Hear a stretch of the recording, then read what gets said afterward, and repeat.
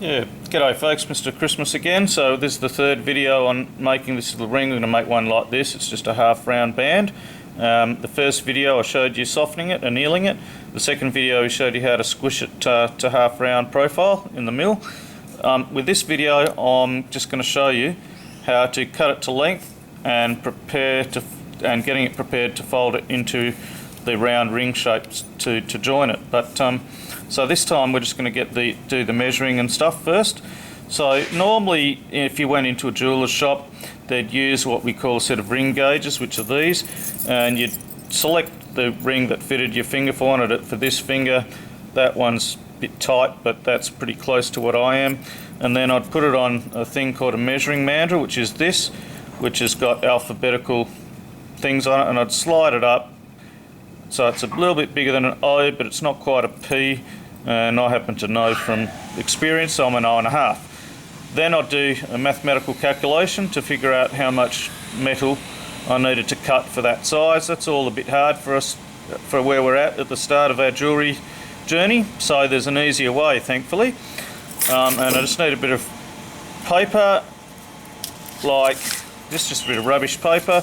I'm just going to use the scissors to trim a little skinny piece off like that. Okay, it's for the same finger here.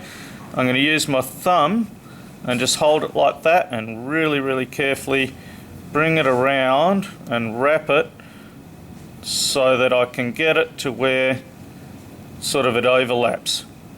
Okay, then I'm going to get a pen just with my other hand and just put a little mark there where the overlapping join was, and then I'm going to measure with a ruler and find out exactly how long that distance from there to there is, and mine will be about 61, 62.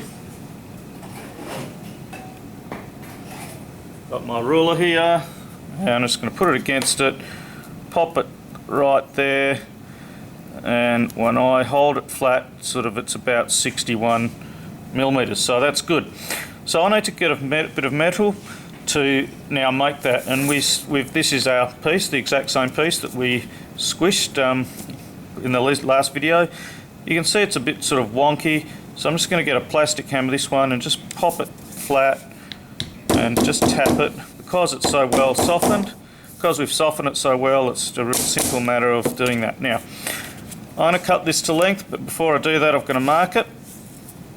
The end of it here is a bit dodgy, okay, so we're going to cut that bit off. So I'm going to put a little mark here like so, my pen.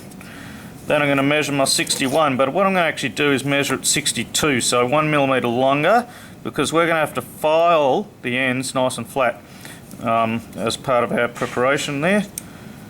Okay, this pen's a bit not that flash, but that's enough of a mark there to cut it to length.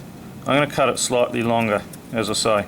Alright, just going to use these bolt cutters. These are just Bunnings cheapo jobs. Pop it in there. The scrap piece of silver I'm going to keep because I'm going to melt that down afterwards. So I'm going to cut this one there, and it's nice and soft because it's we've just softened it again, so that also helps with our cutting. Okay, we then need to get a file and file these off straight, because when we use these it puts a little crimp in there. Whatever you use, basically, we're just going to put a crimp in there which we need to get rid of, otherwise we're not going to have that flash a joint to solder. I'm just going to reposition the camera and then I'll show you that.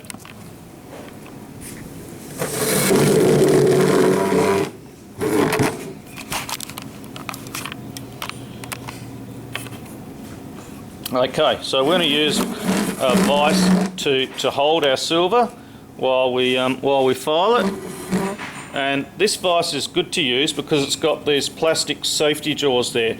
Now sterling silver is a really soft metal, and it would be very easy to damage in a standard vise, so we're just going to use these. These are just plastic cutting boards from Home Economics that we've chopped up to make these jaws and put these bolts in to hold them in.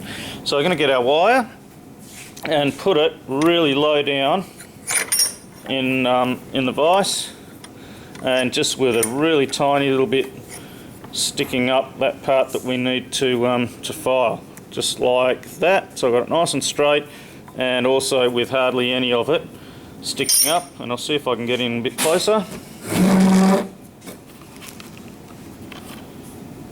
Okay, so we're just going to file him nice and flat.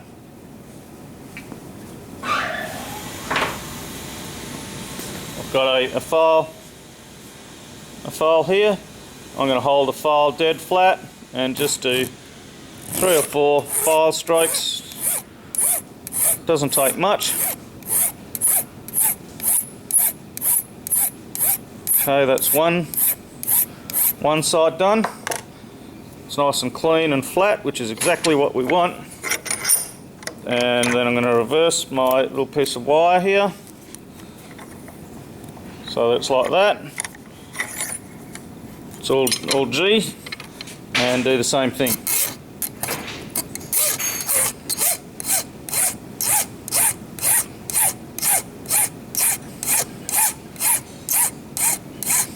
Awesome. Okay, now one last little thing for this little video.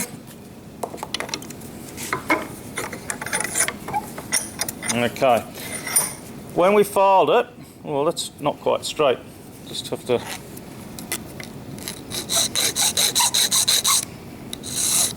Okay, beautiful. When we file it, it makes what we call a burr, a little tiny sharp burr. If I get my fingernail and do that, there's a little sticky outy bit. So I'm just going to get my file and hold it flat like that. Just both sides. Sorry about the band-aid, I just sort of had a bit of a little wound to cover up. Okay, that now is ready for the next little video, the next stage, which is making the ring shank. We call that the shank or the band round, and getting the joint touching so he's ready to solder. But that's all for this little video, and the next one's coming up. Thanks for listening.